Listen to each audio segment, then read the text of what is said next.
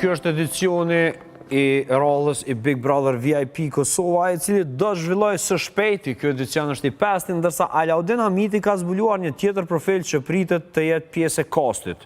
Ai ka thënë se pjesë e këtij kostit do të jetë një zhigolo.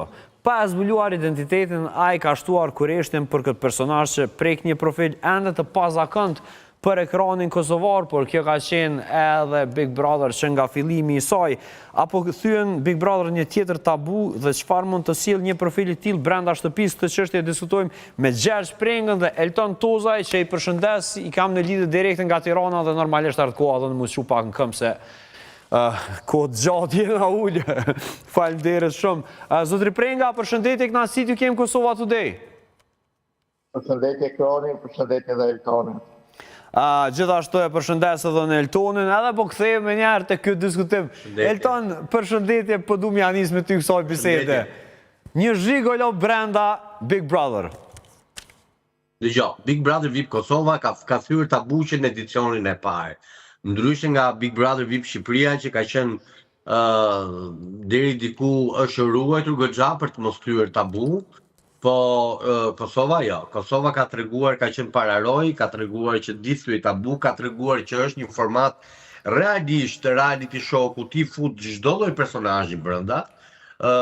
Nena është dashur vite për të pasur një homoseksual në Big Brother, ndërsa në Kosovë ka qenë që në edicionin e parë keni pasur një drag queen. Mos harrojmë pastaj që ka qenë Donna James, që ka qenë një super tabu e Fix.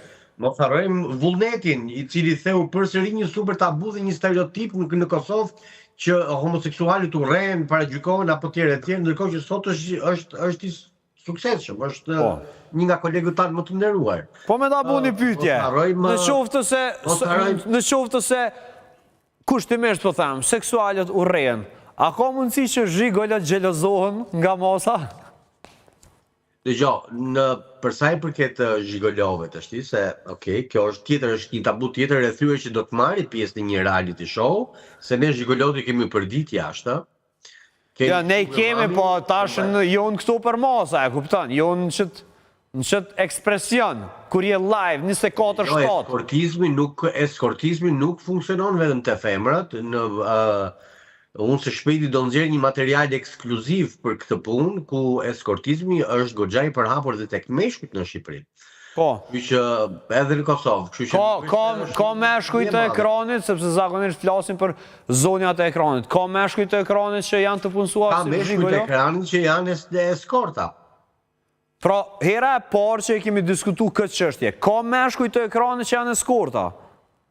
Ka meshkuj të ekranit që janë eskorta dhe madje unë disponoj biseda ku ata merren vesh edhe për çështje pagese, se sa duhet i japi. Po çfarë çmime kanë, me që po flasim për një eskort e cila do të futën brenda, do dohet një eskort mashkull është deri tek, domethënë ne kanë diku ke 300-400 deri në 500 euro orën, varet nga ora 300-400 deri në 500 euro.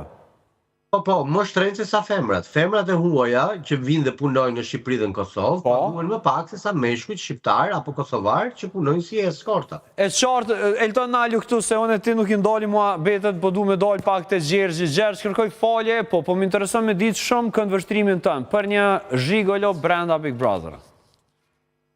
Mendoj se narrativa e ekranit dhe narrativa shqiptare do të mirëpresë një zhigolo, si që kanë mirëprit më të para edhe pjesëtar të Legituliqes, që jenë bërë pjesë të kastit të Big Brother.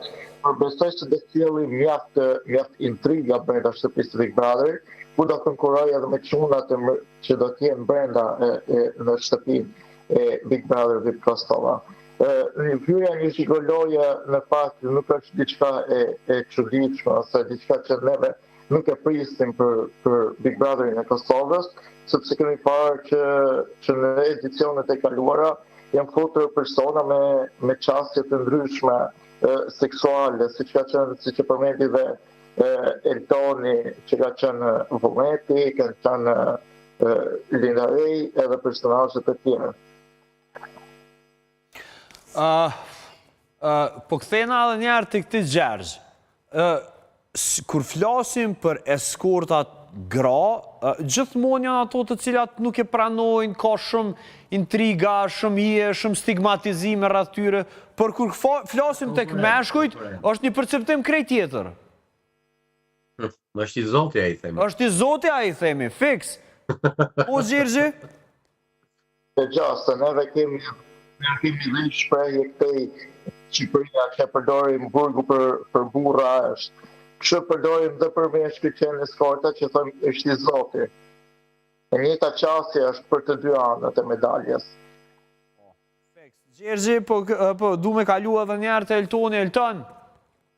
Ka dhe diçka nga Shqipëria që diti për Big Brother VIP Kosovën, do një personazh apo diçka interesante të cilën rastësisht tu kanë paraqitur, të kanë treguar, të kanë thonë Elton më ndihmo, do të jem brenda. Që kam dëgjuar, dëgjoj. Atë që ndodhe rëndom, unë e kam thënë, shumica e këtyre personazheve që duan të dalin nëpër media apo që të lakojnë lart e poshtë, që thonë të lutem thuaj për mua se do të hyj në Big Brother. Prandaj unë nuk marr të mirëqen në asnjë emër. Vetëm emër që marr të mirëqen deri tani është opinionistja e re e këtij Big Brother që shpresoj shumë të jetë Adelina Ismaili. Wow, po na dy kena diskutuar në zgaboj. Si teme kena hyrë. Vetëm atë marr të mirëqen. Base na marrin për boz. Ku i dihet? Dëgjoj, kam përshtypjen që na kishin cituar sikur e kishte një informacion që e kishin zbuluar, i përshëndes kolegët tanë, që na citojnë se u kanë bërë zbulim ndërkohë që ne e themi live në ekran. Po ideja është që mua do të më pëlqente, pas asaj që ti hodhe, pas shashkës që ti hodhe, unë kam filluar ta mendoj dhe po lutem që t'jetë. Qoftë edhe si banore, po si opinioniste patjetër. Adelina. Sa për sa i përket emrave, Adelina Ismaili, më falësh pak se jam të fol me Adelinën. Jam të fol me Adelinën. Adelina Ismaili, klutna, kallëzona, a je opinioniste Big Brother këtë vetë? Presim mesazhin tënë. Bashkë me Leonorëna, po thot producenti. Po Elton. Ja, inshallah po ta dëgjon fjalën. Adelina, hajde. Paramendo çfarë Big Brother i shku Adelina Ismaili edhe Leonora Jakupi si opinioniste. Dy zonja me perspektiva komplet tjera. Filmi shkon. Nuk e di domethënë. Në qoftë se janë ato dy bateritë që mund t'i vësh këtu dhe që shtyhen njëra me tjetrën. Ato dy magnetet.